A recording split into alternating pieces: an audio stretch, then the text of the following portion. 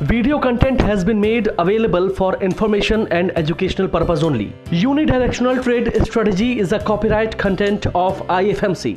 Hello and welcome viewers.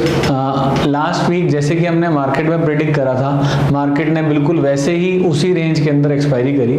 आज हम देखते हैं कि हमारा जो डाटा है वो कैसा है। एंड आज मार्केट के अंदर एक बहुत बड़ी न्यूज़ आई जिसके अंदर डेल्टा कॉर्प एंड जो गेमिंग कंपनीज थी इनके ऊपर एक न्यूज़ आई जिनके ऊपर 28% जीएसटी लगाया गया। एंड 28% जीएसटी लगाने के बाद जो डेल्टा कॉर्प का शेयर था वो 28% ही गिरा। क्योंकि एफ&ओ में ये स्टॉक है तो इसके गिरने की कोई लिमिट नहीं थी, तो धीरे धीरे ये गिरता रहा। एंड मोर ओवर जो एफ&ओ स्टॉक्स हैं इनकी वजह से जो है मार्केट सेंटिमेंट भी जो है वो थोड़ा सा खराब होना स्टार्ट हो गया। अब देखते हैं निफ्टी के चार्ट पे चलते हैं एंड लेट अस सी कि मार्केट में हमारे जो मेजर लेवल्स हैं उनका क्या हुआ। मार्केट में अभी तक मंथली लेवल में अभी हमारी तेजी ही है, मंथली अभी हम तेज ही चल रहे हैं। एंड मंथली का जो हमारा लेवल है वो 18,579 के आसपास है मंथली। वीकली चार्ट पे चलते हैं फटाफट and let us see weekly के अंदर जो है, वीकली में भी अभी हम तेज ही हैं। एंड वीकली के अंदर जो हमारा लेवल आ रहा है इट इज एट 19,246।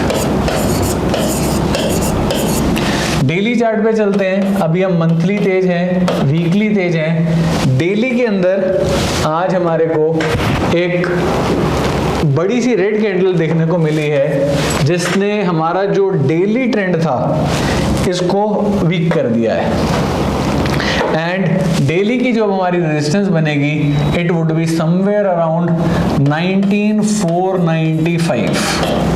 मैं investing.com का डाटा ले रहा हूँ, थोड़ा बहुत लेवल 1-2 पॉइंट ऊपर या नीचे के हो सकते हैं। और हमारे को अगर यहाँ देखें तो अब हमारी जो ग्रीन कैंडल्स हैं उनके नीचे हमारा जो है मार्केट बंद हो रहा है। आज वैसे एक कैंडल का पैटर्न भी बना है which is bearish engulfing, and एक कैंडल कल ये भी बनी थी विच इज शूटिंग स्टार। तो जो टेक्निकल जानते हैं वो इन टर्म्स को इजीली समझ पाएंगे कि इन कैंडल स्टिक्स का क्या यूज है।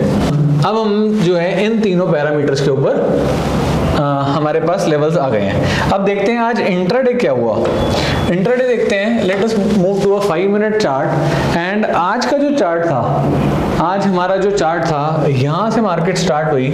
मार्केट ने पहला हाई ये बनाया, उसके बाद दूसरा हाई ये बनाया, तीसरा हाई ये बनाया, चौथा हाई ये बनाया, पांचवा हाई ये बनाया। यानी यहाँ पर भी हमारे पास नीचे की तरफ ही सारे लोअर हाईज बन रहे थे। एंड में मार्केट में 3 बजे के आसपास एक अच्छी सेलिंग देखने को मिली। एंड मार्केट में जो परसों तरसों एक गैप बना था, मार्केट ने ये वाला जो गैप था ये फिल कर दिया है। तो ओवरऑल हमारी ऊपर से जो है सेलिंग ही बनी। एंड लेट अस सी कि मार्केट के अंदर ऑप्शन चेन का डाटा जो है वो हमें अब क्या बताता है। निफ्टी के हम ऑप्शन चेन डाटा पे चलते हैं। निफ्टी जो आज बंद हुई है इट हैज क्लोज्ड एट 19,382। अब ऑप्शन चेन के डाटा में हमारे को ये नजर आ रहा है कि हाईएस्ट जो कॉल राइटर है, जो कि हमारी क्या रहती है नॉर्मली रेजिस्टेंस पॉइंट रहते हैं, इट इज एट 3,86,000 कॉन्ट्रैक्ट्स हैं हमारे कहाँ पे 19,500 के आसपास।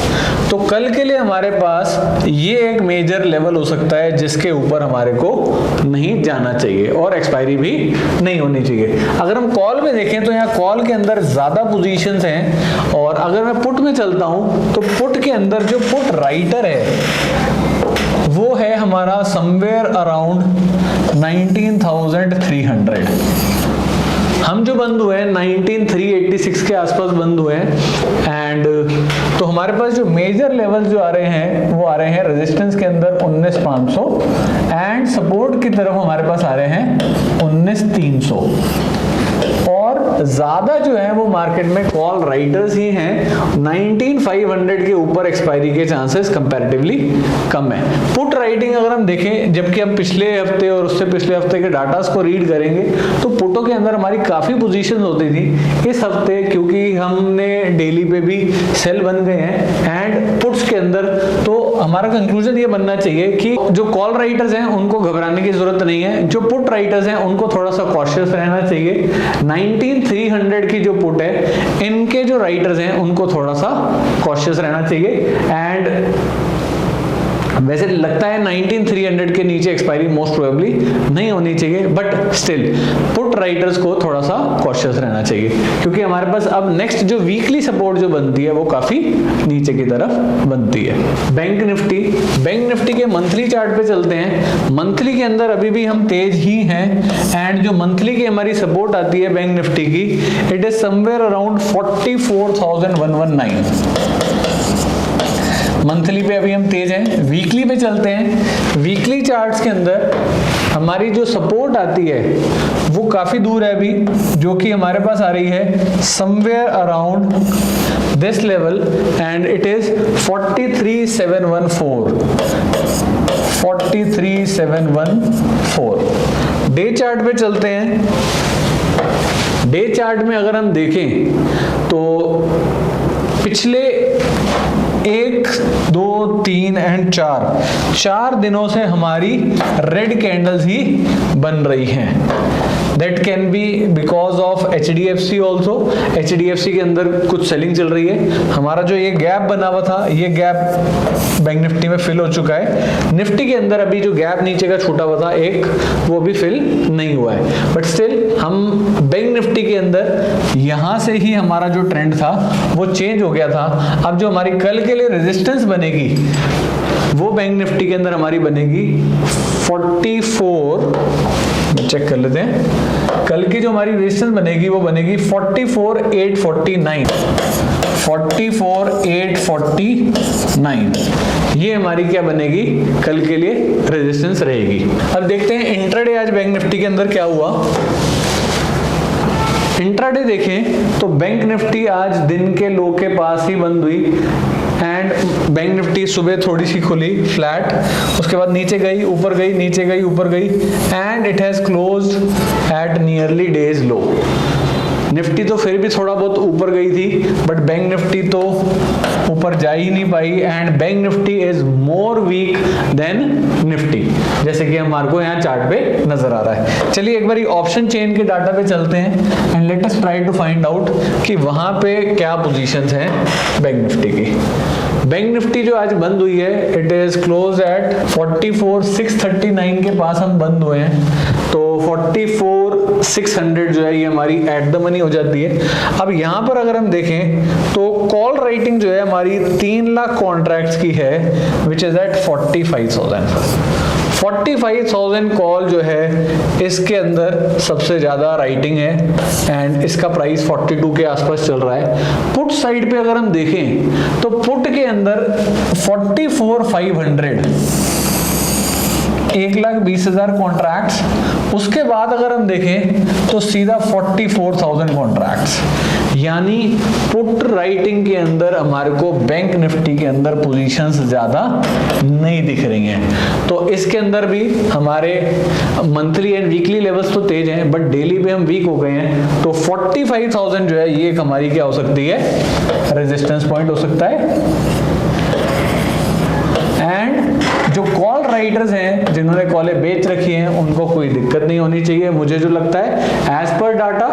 बट 44,500 के जो पुट राइटर्स हैं उनको थोड़ा सा कॉशियस रहने की जरूरत है, क्योंकि इसके बाद जो मेजर सपोर्ट आती है इट इज एट 44,000। तो जिन्होंने कॉल बेच रखी है, पुट खरीद रखी है, उनको घबराने की जरूरत नहीं है, बट जिन्होंने पुटें बेच रखी हैं उनको थोड़ा सा घबराने की जरूरत है। तो ये हमारा डाटा था जिसको हमने रीड करा। तो इस तरह से आप हर वीक डाटा रीड करेंगे तो आपको धीरे धीरे समझ आ जाएगा कितने की जो पोजीशंस है वो ज्यादा अच्छी रहती है, कौन से जो है वो मेजर लेवल रहते हैं, कौन सा लेवल है जो इसका कटना जो है वो इजीली नहीं रहता। So with this we end with our today's video. Thank you all of you.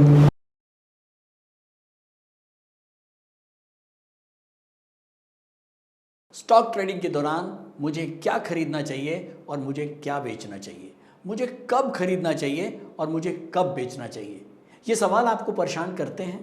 तो चलिए सिंप्लीफाई करते हैं स्टॉक ट्रेडिंग को और निकालना सीखते हैं वो एक्यूरेट पॉइंट्स जहां हमें स्टॉक को बाय या सेल करना है। मेरे यानी मनीष तनेजा के साथ IFMC की यूनिटीएस स्ट्रैटेजी से। यूनिटीएस यानी यूनि डायरेक्शनल ट्रेड स्ट्रैटेजीज जो है हर स्टॉक ट्रेडर की पहली पसंद, जो बनाती है स्टॉक ट्रेडिंग को सिंपल, एक्यूरेट और stress free.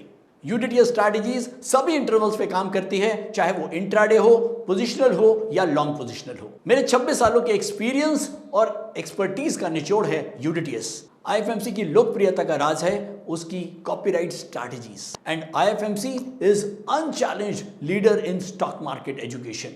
IFMC is now a school of 10 million learners, awarded twice by Delhi City Icon Awards.